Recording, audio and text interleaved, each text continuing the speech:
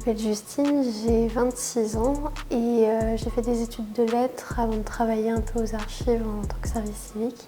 Et pour cette mission-là, je suis partie en Finlande pendant 11 mois à peu près.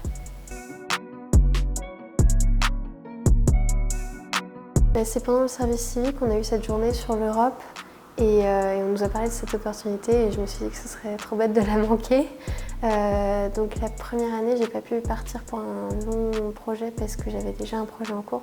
Donc je suis partie juste un mois en Slovénie et c'était un volontariat d'équipe et c'était trop bien. Et du coup, je me suis dit, j'ai envie de repartir tout de suite après le projet. Et sauf que cette fois-là, j'avais vraiment envie de choisir le pays plutôt, donc plus partir vers la Scandinavie. Et du coup, j'ai trouvé une mission en Finlande. Donc je travaillais dans un youth center, donc c'est un peu une maison de la jeunesse où on a des portes ouvertes, donc on accueille des jeunes d'âges différents en dehors du temps scolaire, surtout l'après-midi et en soirée. Souvent mes activités c'était à ce moment-là, en fait on avait des temps d'échange avec les jeunes, on jouait avec eux à des jeux s'ils avaient envie, on faisait des activités. On préparait les snacks aussi quand c'était les plus petits. Et on a aussi été dans les écoles, on a notamment parlé de la France, présenté un peu la culture française, le pays. On a aussi parlé un peu du CES. Des fois, on a accompagné les travailleurs sociaux dans les écoles. Par exemple, ils faisaient des cours sur les émotions. C'était très intéressant de voir comment ça se passait, même si on ne comprenait pas forcément en finnois. Et on a aussi fait un accueil de jeunes, un youth exchange. Donc, c'est des jeunes espagnols qui sont venus pour rencontrer des jeunes finlandais. Et donc, pendant une semaine, on est resté avec eux, on a dormi au centre. Et on a fait des activités avec eux pour qu'ils découvrent un peu la culture finlandaise. Donc par exemple, on a été faire du ski avec eux, on a été dans une ferme, un élevage de rennes aussi. Donc c'était super intéressant. Le plus souvent, on avait des quiproquos parce qu'en France, quand on croise quelqu'un dans la rue et qu'il y a un eye contact, spontanément on dit bonjour ou il y a un sourire, il y a un échange. Peut-être gêné, mais au moins il y a un échange. Et en Finlande, pas du tout. Et donc une fois, j'ai fait très peur à quelqu'un dans l'immeuble parce que j'ai croisé mon voisin dans l'immeuble en fait et je sais pas, comme en France, j'ai dit bonjour. Et en fait, je pense que je lui ai fait très peur. Et donc voilà, souvent ils nous dévisagent d'un air de dire mais qu'est-ce qu'ils nous veulent exactement ? Mais je comprends, maintenant que j'ai vécu un enfant, je comprends pourquoi. Et en fait, le plus dur maintenant, ça va être de revenir à ça, de dire bonjour aux gens parce que j'ai plus du tout l'habitude.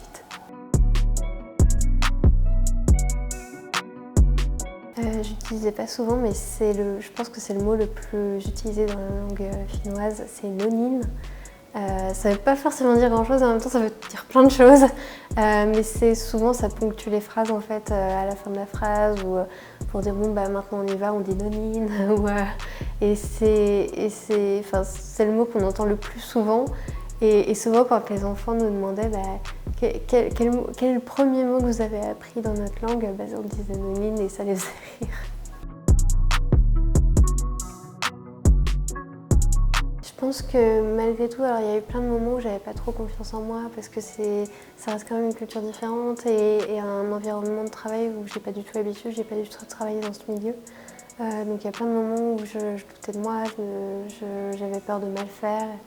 Mais quand même, en règle générale, j'ai quand même un peu pris plus confiance en moi. J'arrive un peu plus à dire où sont mes limites, à dire non aux gens aussi. Et je sais aussi un peu plus ce qui me plaît vraiment dans le milieu du travail, ce que me plaît un peu moins.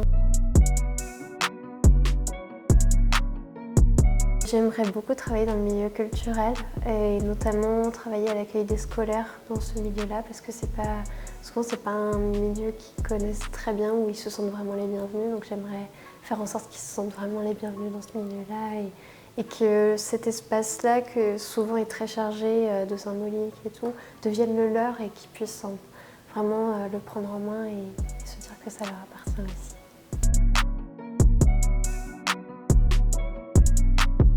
Oui, je pense que j'avais très peur de dire aux gens, par exemple, ce dont j'avais besoin ou quand on dépassait mes limites. Par exemple, quand je suis arrivée en Finlande, mes plaques et le four ne marchaient pas. Et pendant une semaine, j'ai rien dit parce que j'ai pas osé. Mais au bout d'un moment, on ne peut pas vivre avec juste des produits du micro-ondes. Donc j'ai pris mon courage à deux mains, j'y suis allée et ça a été changé. Il n'y a pas eu de problème en fait. Et donc après, ça m'a aidé aussi à me dire, en fait, j'ai le droit de dire quand ça va pas. Et les gens faisaient aussi très attention à notre bien-être. Je comprendrais, mais en même temps, vraiment, justement, c'est vraiment la chance à saisir parce que là, tout est pris en charge, le loyer, l'électricité, l'eau, enfin, j'ai rien eu à payer. J'avais un compte alimentaire, donc j'allais au magasin, j'avais 200 € par mois pour acheter à manger.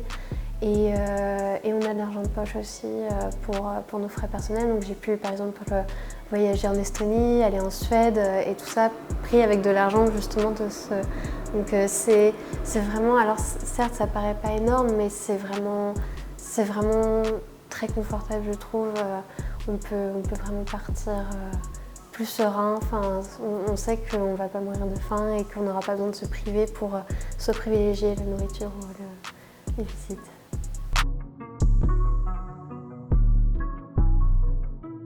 Je sais que ça peut être très effrayant de partir, même moi j'ai eu peur, enfin, j'avoue, j'hésitais, j'avais d'autres projets aussi, donc je me disais mince, est-ce qu'il vaut mieux pas privilégier ces projets-là Mais en fait non, ça aurait été une erreur parce que ça fait peur, mais c'est là justement où il faut aller, parce que c'est là où se passent les plus belles choses et si j'étais pas partie, j'aurais pas vécu toutes ces choses-là, j'aurais pas vu d'aurore boréale, j'aurais pas donné à manger à des rennes, j'aurais pas fait du ski. Et j'ai aussi rencontré plein de gens incroyables et c'était vraiment une très belle opportunité. Donc, mais vraiment se lancer, et même si ça fait peur.